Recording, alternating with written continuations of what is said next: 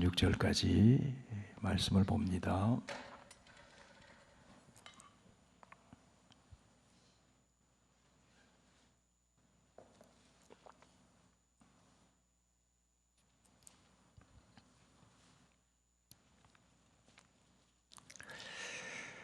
사도행전 1장 12절에서 26절까지 우리 하나님 말씀 교독합니다. 제자들이 감람원이라 하는 산으로부터 예루살렘에 돌아오니 이 산은 예루살렘에서 가까워 안식일에 가기 알맞은 길이라. 들어가 그들이 요한은 다락방으로 올라가니 베드로, 요한, 야고보, 안드레와 빌립, 도마와 바돌로메, 마테와 및 알페오의 아들 야고보, 셀로오시는 시몬, 야고보의 아들 유다가 다 거기 있어 여자들과 예수의 어머니 마리아와 예수의 아우들과 더불어 마음을 같이하여 오로지 기도에 힘쓰더라. 모인 무리의 수가 약 120명이나 되더라. 그때에 베드로가 그 형제들 가운데 일어서서 이르되, 형제들아, 성령이 다윗의 입을 통하여 예수 잡는 자들의 길잡이가 된 유다를 가리켜 미리 말씀하신 성경이 응하였으니 마땅하도다. 이 사람은 본래 우리 수 가운데 참여하여 이 직무의 한 부분을 맡았던 자라. 이 사람이 불의의 싹스로 밭을 사고 후에 몸이 곤두박질하여 배가 터져 장자가 다 흘러나온지라. 이 일이 예루살렘에 사는 모든 사람에게 알려져서 그들의 말로는 그 밭을 아겔다마라 하니 이는 피밭이라는 뜻이라. 시편에 기록되었으되 그의 거처를 황폐하게 하시며 거기 거하는 자가 없게 하소서 하였고, 또 일렀으되 그의 직분을 타인이 취하게 하소서 하였도다. 이러함으로 요한의 세례로부터 우리 가운데서 올려져 가신 날까지 주 예수께서 우리 가운데 출입하실 때에 항상 우리와 함께 다니던 사람 중에 하나를 세워 우리와 더불어 예수께서 부활하심을 증언할 사람이 되게 하여야 하리라 하거늘, 그들이 두 사람을 내세우니 하나는 바사바라고도 하고 별명은 유스라고도 하는 요셉이요, 하나는 마띠아라. 그들이 기도하여 이르되, 무사람의 마음을 아시는 주여, 이 두 사람 중에 누가 주님께 택하신 바 되어 봉사와 및 사도의 직무를 대신할 자인지를 보이시옵소서. 유다는 이 직무를 버리고 제 곳으로 갔나이다 하고 같이 읽습니다. 제비 뽑아 마띠아를 얻으니 그가 11 사도의 수에 들어가니라. 아멘. 아버지 하나님, 말씀이 있고 찬송이 있고 주님을 사랑하는 성도가 함께 있는 이 자리에 주님도 함께 계시는 줄 믿습니다.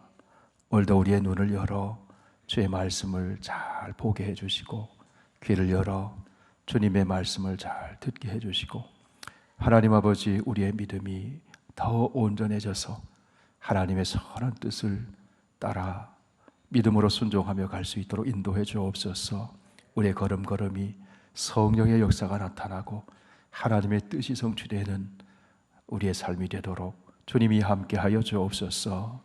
예수님 이름으로 기도하옵나이다. 아멘. 네, 사도행전 1장 말씀 계속 보고 있습니다. 예수님이 부활하신 후에 제자들을 만나셔서 40일 동안 친히 살아계심을 나타내 보여주셨습니다. 그 40일 동안 참 중요한 시간입니다. 예수님은 하나님 나라의 일을 집중해서 가르치셨습니다. 이런 40일 동안 매일 모여서 예수님과 함께 말씀을 듣는다고 한번 생각을 해보세요. 집중해서 말씀을 듣습니다.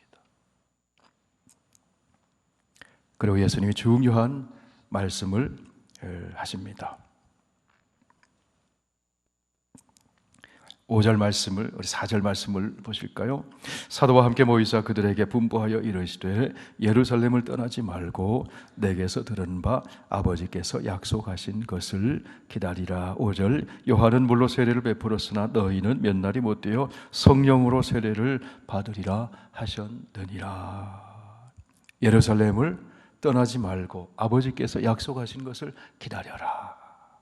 그 약속하신 분이 바로 누굽니까? 성령 하나님이 오신다. 보혜사 성령님이 오신다. 보혜사 성령님이 오신다. 하나님 나라의 일을 가르치시고, 그리고 보혜사 성령님이 오신다. 그 약속하신 성령님이 오실 때까지 기다려라. 기다려라. 미리 움직이거나 미리 일하는 것이 아니라 성령을 받아라. 성령을 받아라.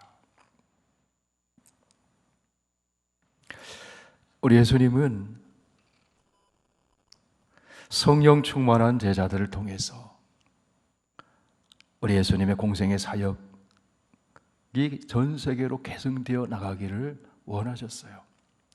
예수님 부활하시고 승천하셨습니다. 이 지상에 계시지 않습니다.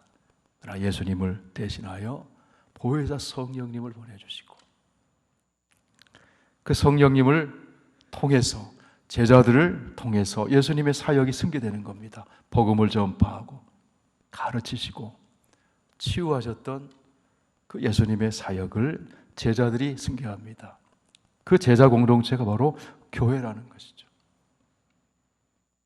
성령의 임재하심으로 교회가 탄생이 되고 성령이 임재하심으로 십자가와 부활의 예수 그리스도의 그 복음이 깨달아지게 되고 예수에 대해서 기록한 구약의 말씀이 이해가 되고 그동안 예수님이 가르쳐 주셨던 말씀들이 이해가 되고 사건들이 이해가 되고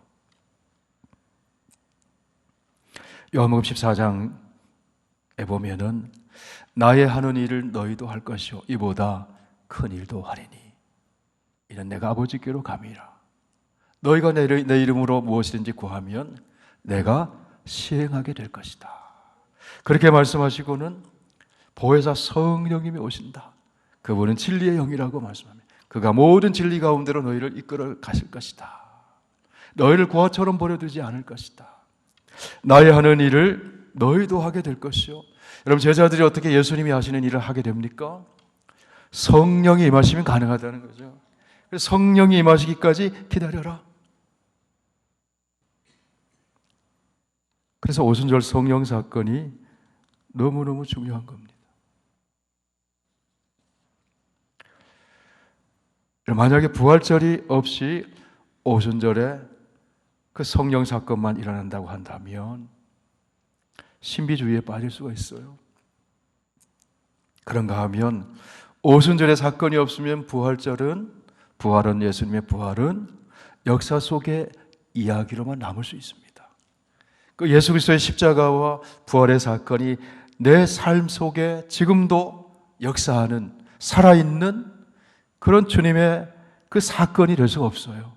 성령이 임하셔야 돼요.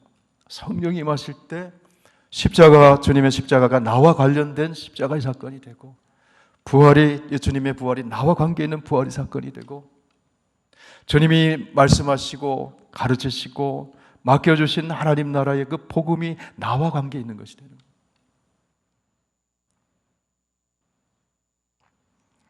예수님 하신 말씀들이 깨달아지는 거죠. 깨달아지는 거죠. 자, 7절, 8절 다시 한번 또 읽습니다. 시작. 이르시되 때와 시기는 아버지께서 자기의 권한에 두셨으니 너희가 알 바 아니요 오직 성령이 너희에게 임하시면 너희가 권능을 받고 예루살렘과 온 유대와 사마리아와 땅끝까지 이르러 내 증인이 되리라 하시니라. 여러분 예수님의 제자들은 다 유대인이잖아요. 유대인의 언어와 문화와 사고 체계 속에서 배우고 자라고 몸에 배어 있어요. 그들의 그 바운더리는 예루살렘, 좀 더 확장되면 유다, 그 전부라고요. 그런데 성령이 임하시면 권능을 받고 예루살렘과 온 유대와 그 경계를 넘어서 사마리아와 그 경계를 넘어서 땅끝까지 이르러 내 증이 될 것이다. 세계관이 달라집니다. 세계를 보는 눈이 달라집니다. 민족주의적인 자세를 제자들은 가지고 있었어요. 이스라엘의 나라를 회복하실 때가 이때입니까? 그게 아니라는 겁니다. 때와 시기는 아버지의 소관이다. 제자들의 말을 한마디로 일축하십니다. 그게 중요한 게 아니라는 거죠. 성령이 임하시면 그 민족주의의 벽을 넘었어요.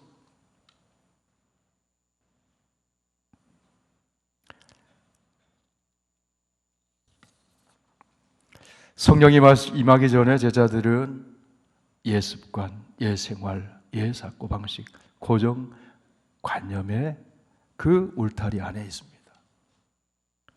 그러나 성령이 임하시면 예수님처럼 예수님이 보시는 그 온 세계와 우주를 지향하는 그런 세계관으로 바뀌어져요. 하나님이 온 우주와 역사와 세계를 통치하신다고 하는 사실이 깨달아집니다. 가치관도 바뀌고 세계관도 바뀌고 역사관도 바뀌고 구원관도 바뀌고 생활도 바뀌고 습관도 바뀌어져요. 로컬에서 일하고 있으면서도 로컬에서 살고 있으면서도 세계를 품고 세계를 넘어서는 그런 생각을 가지고 비전을 가지고 그렇게 살아갈 수가 있는 거죠. 성령이 임하시면 그렇다.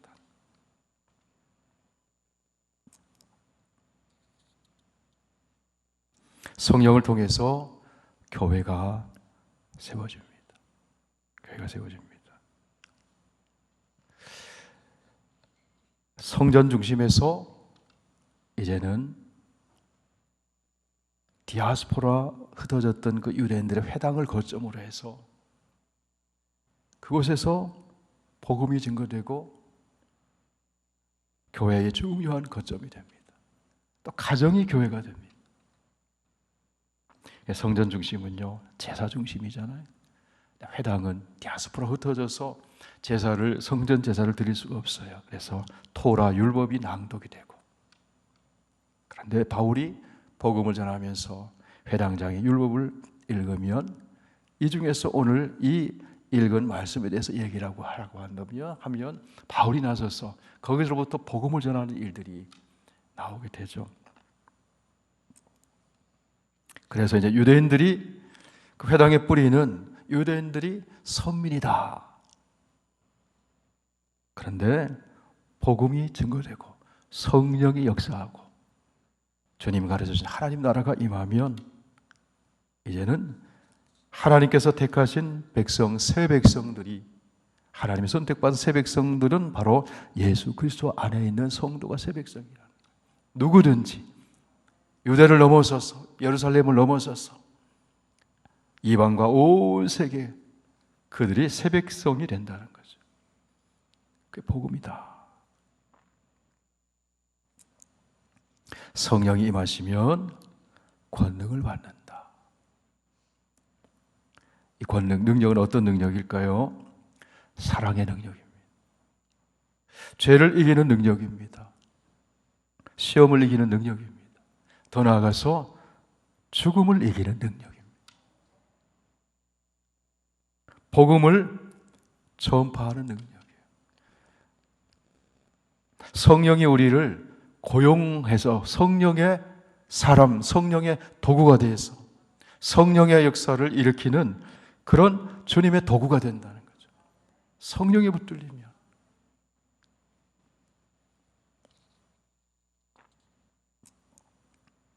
성령께서 하나님의 사람, 인간의 언어, 문화까지를 다 고용하셔가지고 복음을 전하는 일에 쓰신다는 겁니다. 쓰신다는 겁니다. 우리 교회도 기도하고 정기적인 후원은 못하지만 캐나다에 제 잘 아는 목사님이 토론토에는 정말 다민족이 많이 있다고 그래요. 거기서 각 언어로 된 자기 민족의 언어로 예배를 드릴 수 있는 교회를 세우는 일에 헌신하고 있어요. 각 언어마다 예배가 드려지고 각 언어가 다 다르지만 성령이 그 문화와 언어를 다 고용하셔서 그 사람들을 고용하셔서 하나님께 예배 드리게 하고 하나님 말씀이 가르쳐지게 하고 교회가 세워지고 복음이 전해지게 하고 그게 성령의 역사라는 겁니다. 성령의 역사라는 겁니다.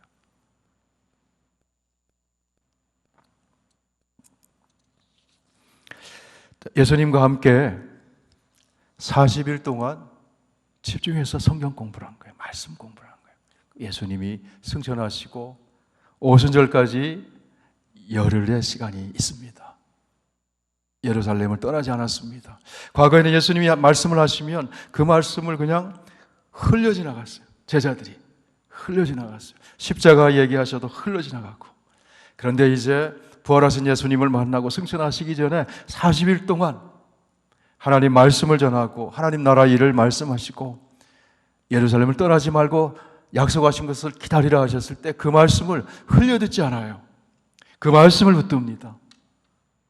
그 말씀을 붙들고 함께 모여서 기도합니다. 그 말씀 붙들고 함께 모여서 기도하면 하나님 역사가 일어나는 줄 믿습니다. 특별히 그 중에서도 오늘 본문에 보니까 베드로가 나서서 하나님의 말씀을 인용하면서 새로운 사도를 세울 것을 제안하는 것을 봅니다. 이 베드로가 예수님이 승천하신 후에도 열흘 동안 계속 말씀을 공부한 것 같아요. 집중해서 말씀을 공부하고 집중해서 함께 기도하고.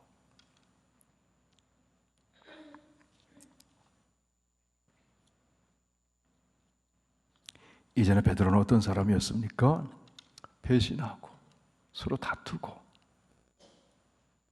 베드로를 비롯해서 제자들이 그런 제자들이었잖아요. 그런데 마음이 하나가 되고 합심해서 기도하고 집중해서 성경 공부를 하니까 구약의 성경을 예수님의 사경과 연결이 되는 겁니다. 지금까지 하신 예수님 말씀이 다 연결이 되는 거예요.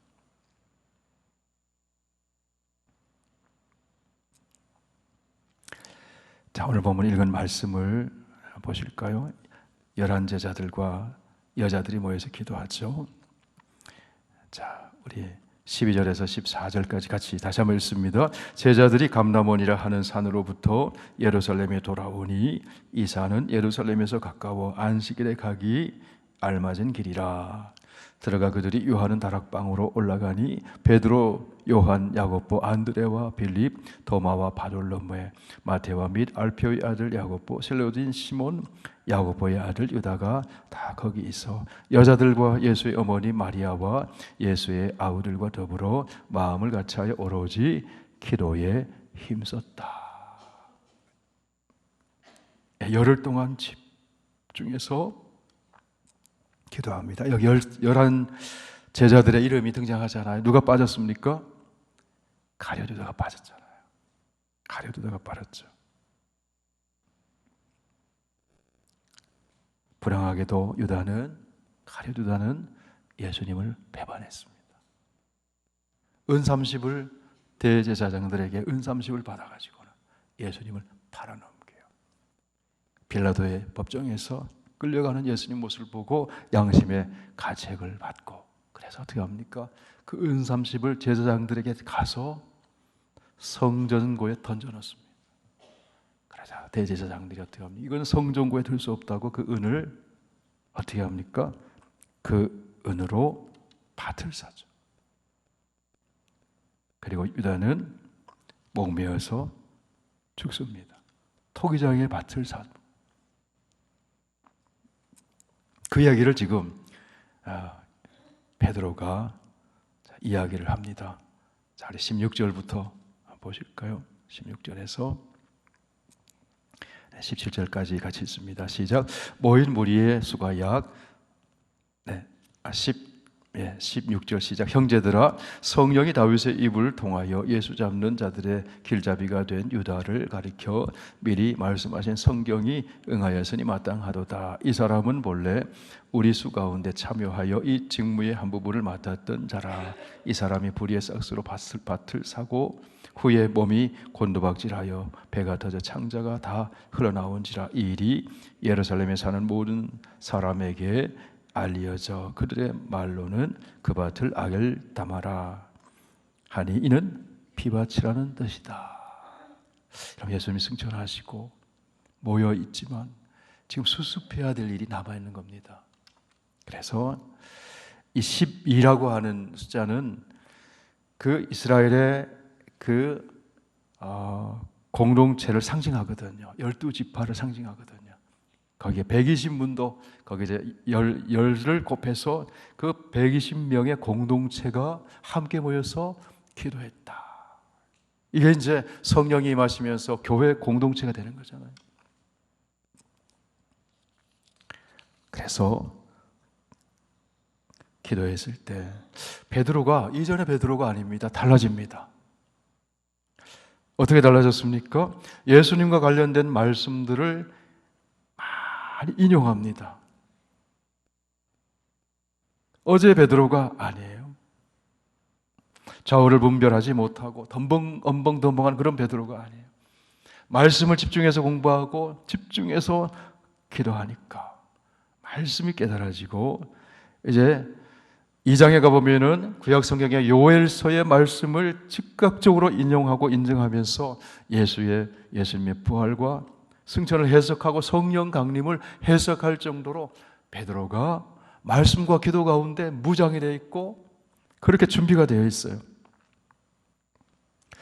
성령이 임하시면 말씀 공부하고 기도하면 달라집니다, 여러분. 달라집니다.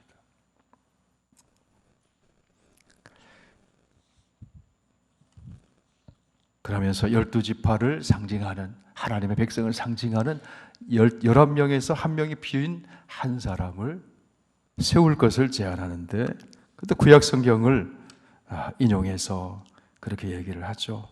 자, 20절에서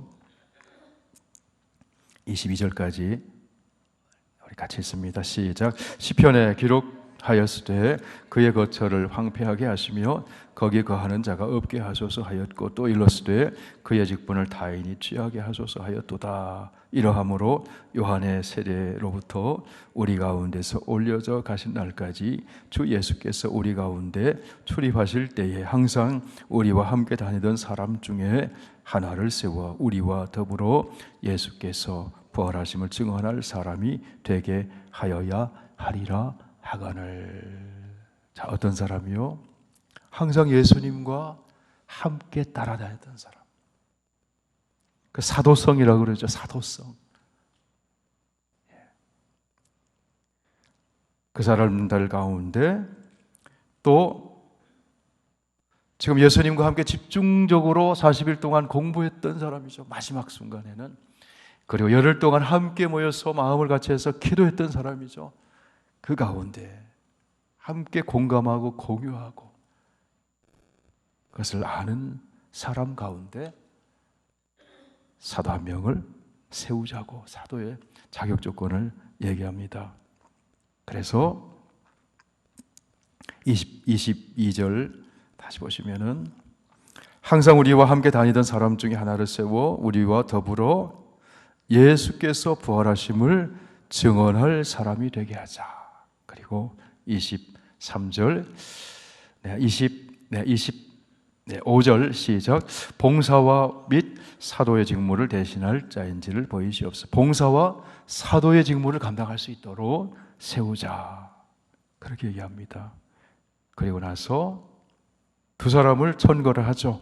한 사람은 요셉 바사바라고도 하기도 하고 별명은 유스드라고 하는 요셉이라는 사람과 또 한 사람은요 마띠아를 세웠습니다.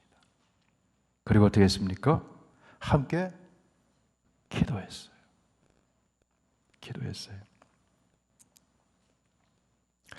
여기서 우리 함께 주님의 일을 감당할 일꾼을 세우는 원리도 여기서 우리가 찾아볼 수 있어요. 함께 다니던 사람 중에서 그래, 함께 말씀을 들었던 사람 중에서 함께 기도했던 사람들 중에서 그 중에서 일꾼을 세우는데 그 목적은 예수 그리스도의 부활을 전하기 위해서, 증거하기 위해서, 그리고 사도와 봉사의 직무를 감당하도록 하기 위해서.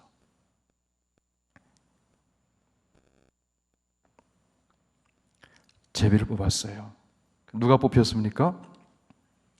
마띠아가 뽑혔어요. 그것을 하나님의 선택하심으로 받은 거죠. 잠언 16장 13, 13절에 보면 제비는 사람이 뽑으나 모든 일을 작정하기는 여호와께 있느니라. 자, 함께 말씀을 집중해서 배우고 함께 합심해서 기도하고 이제는 사도를 한 명 또 기도하는 가운데 세우고 스탠바이 하고 있는 거예요. 스탠바이 하고 있는 거예요. 무엇을 위해서요? 아버지께서 약속하신 것을 기다려라. 기다리는 거죠.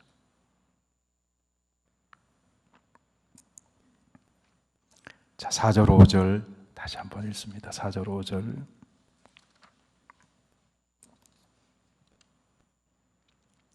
우리 같이 읽습니다. 시작.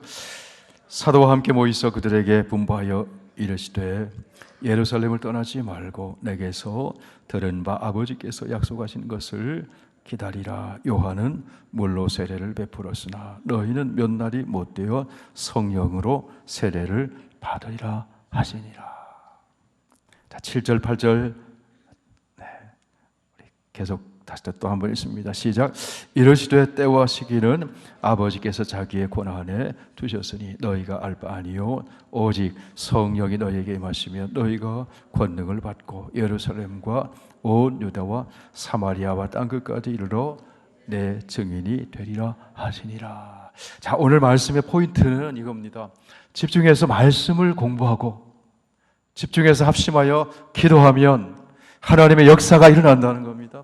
성령이 임하시고 권능을 받게 되고 증인이 되고 그런 역사가 오늘도 우리를 통해서 일어난다는 겁니다.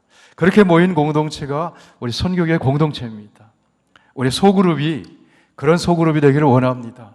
함께 말씀을 읽고 말씀을 묵상하고 나누고 공부하고 그리고 합심해서 함께 기도하면 성령의 역사가 나타납니다. 하나님의 역사가 나타난다.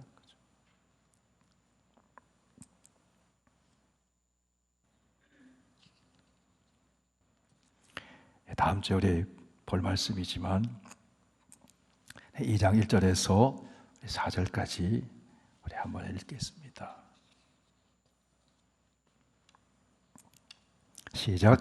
오순절 날이 이미 이름에 그들이 다 같이 한 곳에 모였더니 호련히 하늘로부터 급하고 강한 바람 같은 소리가 있어 그들이 앉은 온 집에 가득하여 마치 불의 혀처럼 갈라지는 것들이 그들에게 보여 각 사람 위에 하나씩 임하여 있더니 그들이 다 성령의 충만함을 받고 성령이 말하게 하심을 따라 다른 언어들로 말하기를 시작하니라. 성령의 지배를 받는 거예요. 말씀과 기도를 통해서 준비하고 있을 때 약속하신 때가 되면 아버지의 때가 되면 하나님의 역사가 일어나게 된다. 그래서 12지파를 대표하는 12제자가 다 이제 준비가 되고 사도적인 공동체를 이루고 있을 때 오순절은 초실절이라고도 하잖아요. 구약의 초실절. 성령의 처음 익은 열매가 오순절에 그 초실절에 임하게 되었다. 그래서 하나님은 그런 성령 받은 사람들, 제자들을 통해서 일꾼을 세우시고 회복시키시고 권능을 받아서 예수님의 그 공생의 사역을 계승해 나간다는 거예요. 오늘날도 우리 교회도 그 사역을 계승하는 일원이 되었다는 겁니다. 주님이 가르쳐 주신 하나님 나라를 함께 꿈꾸면서 복음을 전하고 가르치고 치유하고 그런 사역을 계승하는 그런 우리 성도들이 된다 하는 겁니다. 사도행전을 계속 묵상하면서 성령의 권능으로 충만해지기를 축원합니다. 그래서 우리가 본질적인 주님께서 위임하신 하나님 나라의 복음의 사명을 성령의 역사가 우리를 통해서 나타나는 그런 현장이 우리 교회와 우리의 삶의 자리가 되기를 축원합니다. 찬송하겠습니다.